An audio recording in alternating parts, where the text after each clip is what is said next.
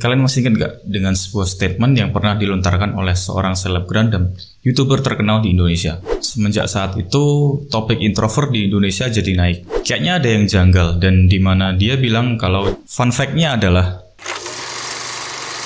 salam masyarakat majemuk. Selamat datang di video part 2 ini, dimana kita bakal membahas tuntas tentang apa itu introvert. Buat kalian yang udah ngikutin video ini dari part 1, aku mau ucapin terima kasih banyak atas kesabaran kalian dalam mengikuti konten video di channel Plus62 Introvert kita yang tercinta ini. Terima kasih orang baik.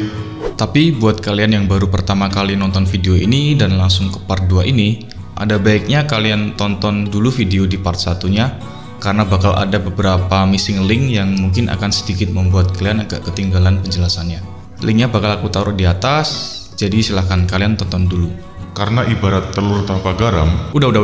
Kita nggak usah bahas-bahas terus lagi deh. Udah kebanyakan kita bahas di video part 1 kemarin. Oke, aku nggak akan banyak basa-basi lagi di video kedua kali ini. Basa-basinya udah cukup di video part 1 kemarin aja. Langsung aja kita mulai. Jadi apa itu introvert? Kalau kalian mengartikan introvert sebagai seseorang yang suka menyendiri, pendiam, pemalu, dan nggak suka keramaian, kalian nggak salah, tapi itu karakteristik yang masih terlalu umum untuk diartikan sebagai introvert. Karena nggak semua orang introvert punya karakteristik itu. Tapi memang kebanyakan orang introvert punya sifat kayak gitu. Aku pernah punya teman sewaktu SMA yang dia itu sebenarnya introvert. Cuman dia orangnya tipikal bukan yang pemalu atau pendiam. Bahkan malah dia adalah termasuk pinter cara ngomongnya. Dan lumayan terkenal di kelas suka ngejokes. Jadi introvert itu apa sih sebenarnya? Introvert itu adalah salah satu tipe kepribadian dari dua tipe kepribadian yang populer dikenal di dunia sampai saat ini. Tipe kepribadian yang satunya lagi adalah extrovert. Sejarah singkatnya, pada tahun 1921 lewat sebuah buku berjudul Psychological Types, istilah introvert dan extrovert secara resmi pertama kali dikenal di dunia. Buku itu adalah karya Carl Gustav Jung, seorang psikoanalis asal Swiss yang terkenal pada masanya dan punya pengaruh besar terhadap dunia psikologi sampai saat ini. Jadi, ibarat seperti sebuah kutub, ada kutub utara, ada kutub selatan. Ibarat seperti sebuah magnet, ada kutub utara dan kutub selatan juga.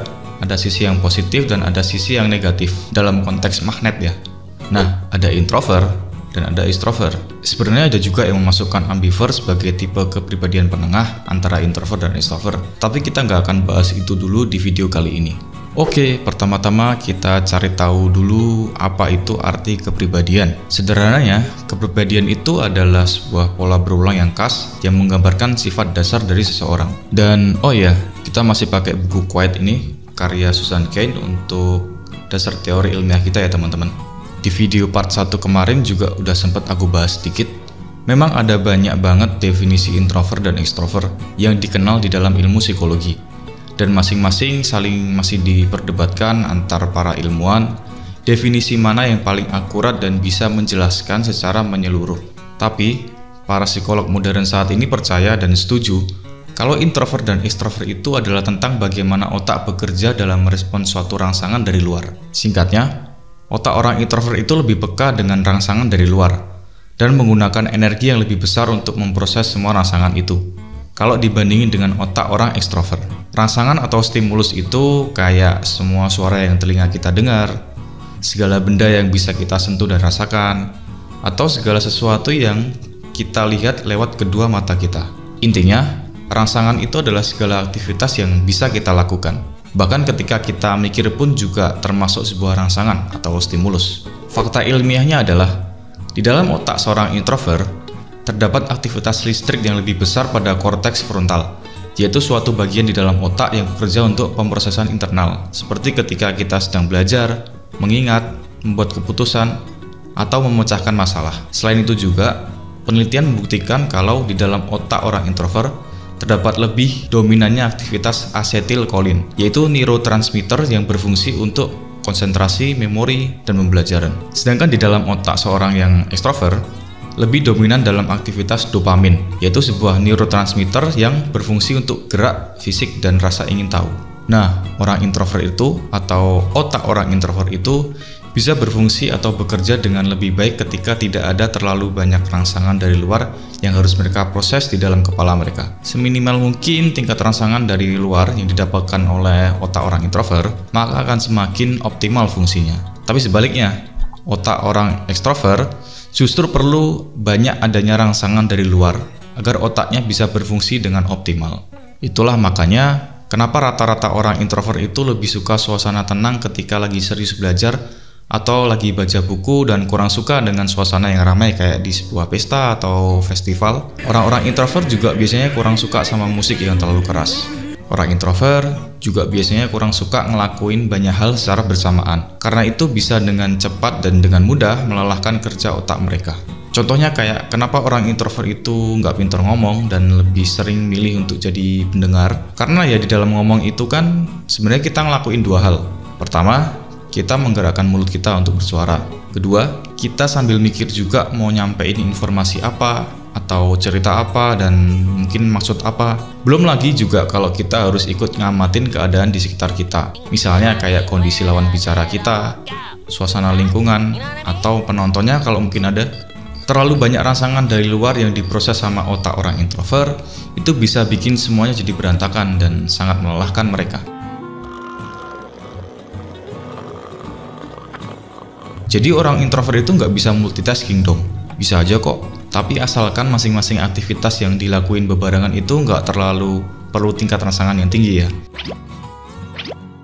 Misalnya kayak baca buku sambil dengerin musik, jogging sambil ngobrol sama teman mungkin masih tetap bisa dilakuin kok sama orang introvert. Atau boker sambil main HP juga masih bisa. Nyok aku lagi ngising tuh. Tapi gini ya teman-teman, ada satu hal yang menurutku penting banget untuk kita pahami biar kita juga bisa lebih mengenal introvert dan extrovert yang sebenarnya. Menjadi introvert dan extrovert itu bukanlah sebuah pilihan yang bisa kita pilih dengan sadar ya teman-teman. Faktanya, introvert dan extrovert itu sesuatu yang ada secara genetik di dalam diri kita. Jadi bukan sesuatu yang bisa dengan mudah diubah-ubah sesuai mood atau sesuka keinginan kita. Mencoba atau berpura-pura menjadi introvert ataupun extrovert mungkin bisa kita lakuin, tapi ya pada akhirnya secara alami kita akan kembali ke kepribadian asli kita, entah diri kita introvert atau extrovert. Jadi introvert itu bukan kayak misalkan kita mau pilih pakai baju apa buat hari ini, apakah mau pakai celana pendek atau celana panjang, apakah hari ini mau jadi introvert atau extrovert. Well, it's a big no. Dan sebenarnya juga kalau kita mundur sedikit agak lebih jauh, fakta ilmiahnya ternyata kecenderungan kita punya salah satu tipe kepribadian introvert atau extrovert itu ternyata bawaan dari lahir yang secara genetik ada dan diturunkan secara biologis. Coba deh kalian perhatiin ayah sama ibu kalian. Tipe kepribadian kalian itu sebenarnya diturunkan dari salah satu dari mereka. Contohnya kayak aku sendiri adalah seorang introvert karena ibuku juga seorang introvert. Meskipun bapakku itu sebenarnya seseorang yang extrovert, yang suka banyak ngomong dan punya circle pergaulan yang luas, lebih luas dari ibuku bahkan. Jadi, kenapa introvert dan extrovert ini penting untuk kita bahas dan pelajarin? Jawabannya sebenarnya sih simple, karena introvert dan extrovert inilah yang bakal nentuin sifat dan pola kebiasaan kita dalam hidup, yang selanjutnya bakal ngaruh ke gimana cara kita ngambil keputusan, gimana kita bakal milih teman, milih pasangan, sampai mempengaruhi gaya bicara atau bahkan gaya kepemimpinan kita nantinya. Bahkan sampai berpengaruh ke apa jenis pekerjaan yang cocok buat kita, apa hobi kita, sampai hal-hal terkecil kayak kira-kira genre musik apa yang bakal kita sukai. Ada sebuah fun fact, beberapa perusahaan besar dunia yang masuk ke dalam Fortune 100 juga melakukan tes psikologi buat SDM mereka untuk mencari tahu kepribadian mereka apakah mereka introvert atau extrovert. Perusahaan-perusahaan besar ini ngelakuin tes buat pemetaan dan penempatan pekerjaan buat SDM mereka agar bisa lebih tepat. The right man in the right place. Dan perusahaan-perusahaan besar itu menggunakan suatu metode tes psikologi umum yang dinamakan MBTI atau Myers-Briggs Type Indicator untuk menseleksi dan mempelajari kepribadian sumber daya manusia mereka. Dan MBTI ini juga jadi salah satu yang paling populer digunakan di dunia sampai saat ini selain The Big Five Personality dan DISC atau DISC.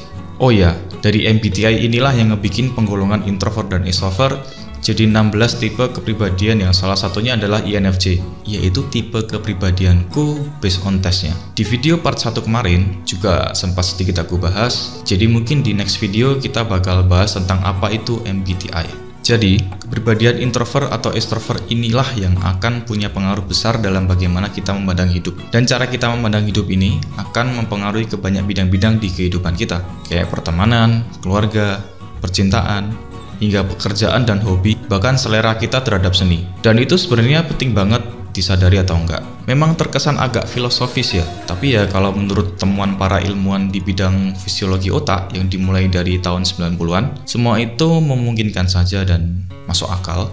Nah, adanya kemajuan di bidang ilmu psikologi ini berkat adanya sebuah alat atau mesin bernama fMRI atau Functional Magnetic Resonance Imaging yang dipakai untuk memetakan fungsi-fungsi otak manusia. Jadi berkat adanya alat ini, akhirnya teori-teori psikologi saat ini dapat dibuktikan secara fakta biologis. Yang di zaman dulu mungkin teori-teori itu masih sebatas asumsi psikologis dan masih sulit untuk dibuktikan kebenarannya. Nah, itu semua adalah penjelasan singkat dan poin-poin penting tentang apa itu introvert dan extrovert. Semoga pembahasan kita tadi dari awal sampai akhir bisa kalian tangkap dengan mudah ya teman-teman. Oke, mungkin sebagai penutup, aku pengen nyampein ini ke kalian. Mungkin di antara kalian ada yang pernah denger temen atau keluarga terdekat kalian ada yang pernah bilang kayak gini, Aku dulu waktu kecil introvert, tapi nggak tahu pas gede jadi extrovert. atau sebaliknya. Ya, kalau ada yang pernah bilang kayak gitu ke kalian, mungkin mereka cuma salah mengartikan aja kalau sebenarnya lingkungan mereka aja yang berubah. Dari yang tadinya sepi jadi rame, atau rame jadi sepi. Tapi mereka ngerasanya justru kepribadian mereka yang ikut berubah. Padahal sebenarnya mungkin mereka aja yang jadi menyesuaikan diri. Jadi boleh deh kalian kasih tonton video ini ke temen atau keluarga kalian yang masih belum tahu tentang apa itu introvert. Tujuanku dalam membuat video ini adalah untuk ngasih sedikit informasi dan beropini, sekaligus perspektif atau gambaran ke kalian.